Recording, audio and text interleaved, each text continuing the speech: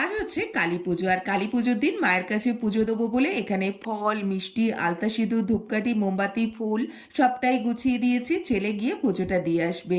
ও যেখানে টিউশনি পড়ে সেখানেই যাচ্ছে পুজো দিতে। আর আমি বাড়িতেই লক্ষ্মী পুজো সেরে একদম ড্রেস করে নিয়েছি মায়ের কাছে অঞ্জলি দেবো বলে। আমি যেহেতু বাড়িতে লক্ষ্মী পুজোর জন্য সারাদিনই উপোস করেছিলাম, তাই ভাবলাম একেবারে মায়ের কাছে রাতে অঞ্জলি দিয়েই উপোসটা ভঙ্গ করব। আমার ছেলেও রেডি হয়ে আমার সাথে যাচ্ছে। আমার ছেলেও আজকে পুষ্পাঞ্জলি দেবে, কারণ ও জীবনে প্রথম নির্জলা উপোস করলো। 3-4 দিন ধরেই বলছিল উপোস করবে। আমি প্রথমে শুনে একটু ভয় পেয়ে গেছিলাম, কারণ ছোট মানুষ উপোস করলে যদি মাথা টাথা ঘুরে যায়। তারপর দেখলাম ও সারাদিনই নির্জলা উপোস করে থাকতে পারলো। হয়তো মায়েরই ইচ্ছা ছিল ওর কাছ থেকে এবছর পুষ্পাঞ্জলি নেবে, তাই হয়তো আমার ছেলে পেরেছিল উপোস করে থাকতে।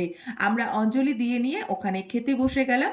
ভেজ ফ্রাইড রাইস আর শাহী পনির করেছিল, আর ছিল চাটনি, পাঁপড়, মিষ্টি। সেটা আমরা আর খাইনি। সারাদিন উপোসের পরে ওগুলো খেলে যদি একটু শরীর খারাপ করে। আর আমার ছেলে তো সারাদিন পর ভাত পেয়ে বেজায় খুশি।